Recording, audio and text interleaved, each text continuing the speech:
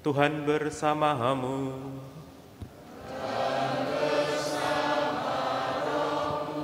Inilah Injil suci menurut Markus.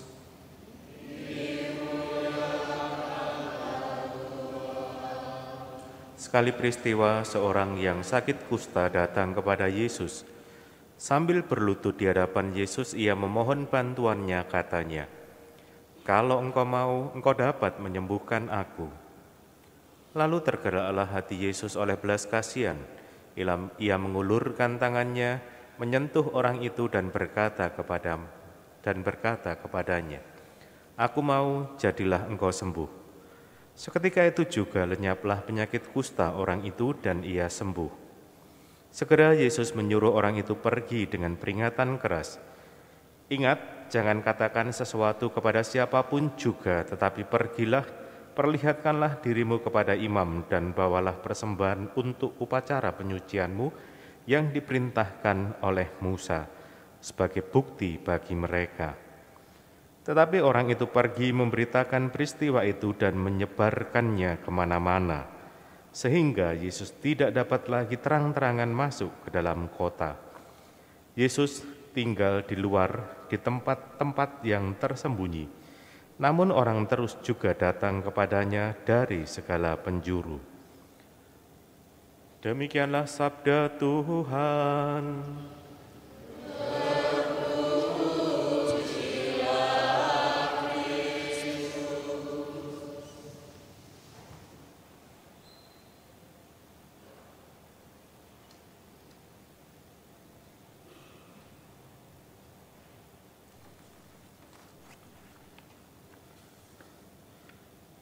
Saudara-saudari, untuk sore ini saya akan membacakan surat Gembala Prapaskah 2024 bagi umat Katolik Keuskupan Surabaya. Hendaknya surat Gembala ini dibaca di semua gereja dan kapel di wilayah Keuskupan Surabaya pada hari Sabtu dan Minggu tanggal 10 dan 11 Februari 2024. Saudara-saudari umat Allah di Keuskupan Surabaya terkasih, hari Rabu tanggal 14 Februari 2024 adalah hari Rabu Abu. Rabu Abu menandai awal masa Prapaskah yang berlangsung sampai Jumat Agung atau Jumat Sengsara dan wafat Tuhan pada tanggal 29 Maret 2024. Masa Prapaskah merupakan masa tobat, masa puasa, masa penuh rahmat, masa merefleksikan perjalanan hidup dan memperbaiki diri sebagai murid Kristus agar semakin dewasa dalam iman kepada Tuhan Yesus. Pada masa Prapaskah ini secara khusus kita diberi kesempatan untuk semakin terbuka, membuka diri kepada Tuhan. Ketekunan kita dalam doa-doa dan merayakan Ekaristi akan kita rasakan betapa besar kasih Allah dalam kehidupan kita. Marilah kita renungkan betapa besar kasih Allah dalam perjalanan hidup kita sampai saat ini. Hari Minggu ini gereja merayakan hari Minggu biasa yang ke-6. Tuhan Yesus datang untuk membalikkan pandangan umum pada zaman itu di mana orang kusta harus dijauhi dan tidak boleh dipegang. Namun sikap Tuhan Yesus sangat berlawanan dengan tradisi pada waktu itu. Orang yang sakit kusta itu diperbolehkannya datang dan orang itu mohon kesembuhan dari Tuhan Yesus. "Kalau engkau mau, engkau dapat mentahirkan aku." Tuhan Yesus menjawab, "Aku mau, jadilah engkau tahir." Maka sembuhlah orang kusta itu. Tuhan Yesus adalah guru dari segala guru dan tabib dari segala tabib. Ia mengundang siapapun untuk datang kepadanya supaya mendapatkan kesembuhan dan kelegaan. "Marilah kepadaku semua yang letih lesu dan berbeban berat, aku akan memberi kelegaan kepadamu." Matius 11 ayat 28. Beban dalam kehidupan ini sering kita rasakan sangat berat. Dan dalam situasi hidup dengan beban berat itu, celakanya tidak seorang pun menolong kita untuk keluar dari keterpurukan. Maka teman dan sesama kita menjauh, malah teman dan sesama kita menjauh atau kita disingkirkan karena dianggap berkusta. Pada zaman sekarang ini ketika kita dalam situasi sulit atau kita bersikap tidak sama dengan orang-orang di sekitar kita, kita dianggap sebagai orang kusta atau tidak, atau kita dikatakan kafir. Ini adalah fakta, ada kecenderungan kuat dari kelompok tertentu dalam masyarakat dengan mudah mengkafirkan yang tidak sependapat dengan mereka.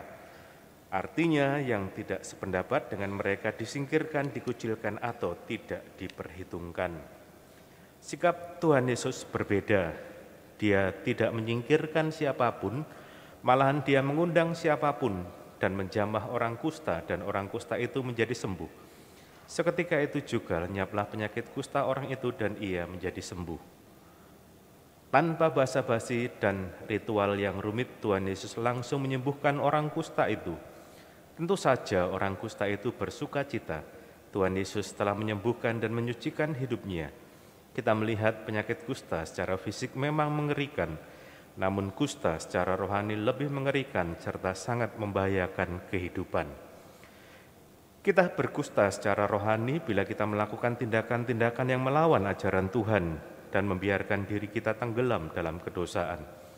Penyakit-penyakit rohani seperti menyimpan kebencian, dendam, iri hati, kesombongan, gila kekuasaan, keinginan melanggengkan kekuasaan, gila hormat, buruk sangka terhadap orang lain, dan melanggar etika moral akan kematian hidup kita sebagai murid-murid Tuhan Yesus. Oleh sebab itu, dalam kesempatan yang penuh rahmat ini, dalam masa Prapaskah, masa pertobatan ini, marilah kita datang kepada Tuhan Yesus untuk berjuang memperbaiki diri, agar sakit penyakit rohani kita disembuhkan olehnya. Sebab sabda pengampunannya akan melepaskan belenggu-belenggu dosa kita, serta merobohkan tembok-tembok yang memisahkan kita dengan Allah dan sesama. Saudara-saudari umat Allah yang terkasih, salah satu mewujudkan pertobatan adalah peduli terhadap pemanasan bumi dan perubahan iklim yang semakin kita rasakan. Maka keterlibatan kita untuk menghijaukan lahan pekarangan dengan menanam pohon, mengolah sampah, dijadikan pupuk organik sangatlah bermanfaat, sehingga anak cucu masih bisa mengalami bumi sebagai rumah kita bersama yang nyaman. Itulah perjuangan kita untuk mengimplementasikan ensiklik Paus Fransiskus Laudato Si dan Laudate Deum. Demikian juga dalam bentuk pertobatan yang lain. Seharusnya mulai saat ini kita memperlakukan anak-anak dan kaum perempuan secara terhormat dan bermartabat. Memperlakukan anak-anak dan kaum perempuan secara terhormat dan bermartabat karena sampai saat ini dalam beberapa bidang kehidupan sosial, politik, dan ekonomi, kaum perempuan masih terlihat terpinggirkan dan belum mendapat perlakuan setara dengan kaum laki-laki. Kita masih melihat kekerasan dalam rumah tangga, pelecehan seksual, dan perdagangan orang. Padahal dalam kenyataannya telah terbukti dalam sejarah bahwa kaum perempuan senantiasa memberi kontribusi terhadap pembangunan bangsa dan negara.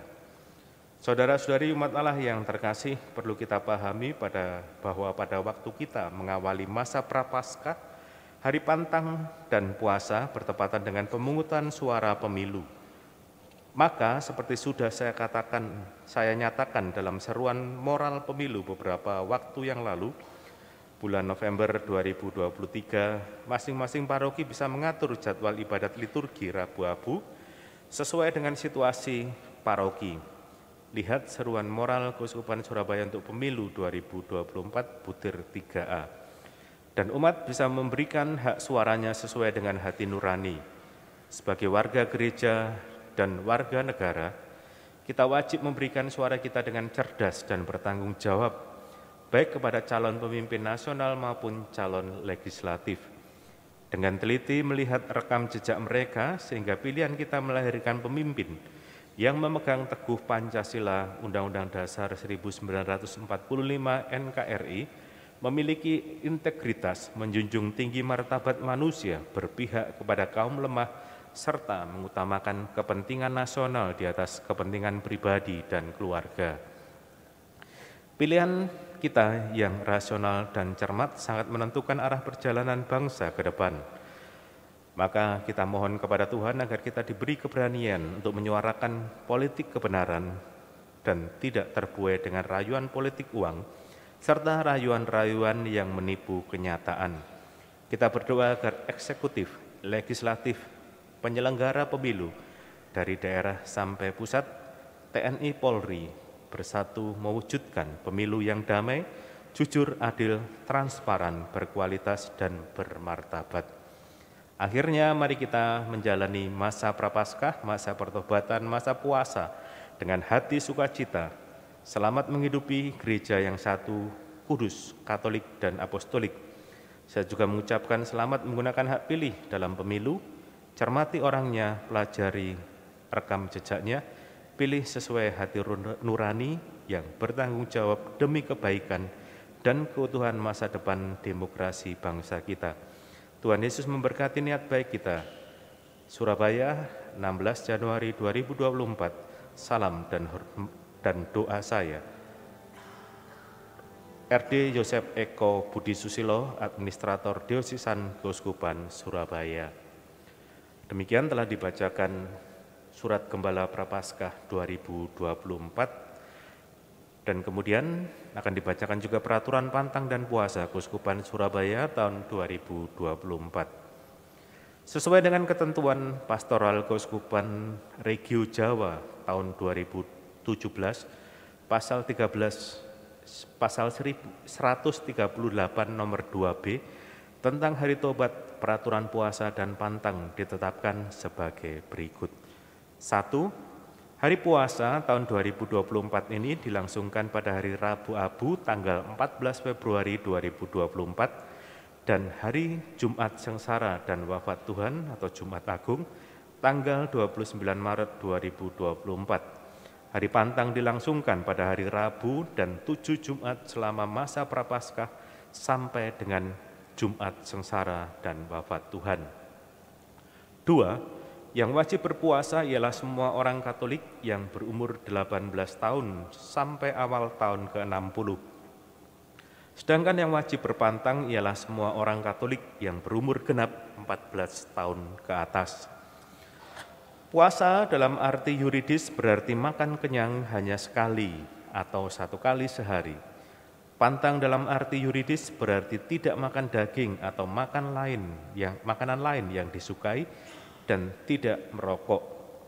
Berhubung peraturan puasa dan pantang cukup ringan, maka sebaiknya agar secara pribadi atau bersama-sama dalam keluarga, biara, pastoran, lingkungan, seminari, dan lain sebagainya menyepakati cara puasa dan pantang yang dirasa lebih sesuai dengan semangat tobat dan mati raga yang mau dinyatakan.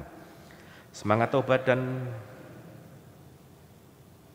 Hendaknya diusahakan agar setiap orang beriman Kristiani, baik secara pribadi maupun bersama-sama, mengusahakan pembaruan hidup rohani, misalnya dengan rekoleksi, retret, latihan rohani, tekun dalam ibadat jalan salib, meditasi, pengakuan dosa, adorasi, dan tekun mendalami materi APP.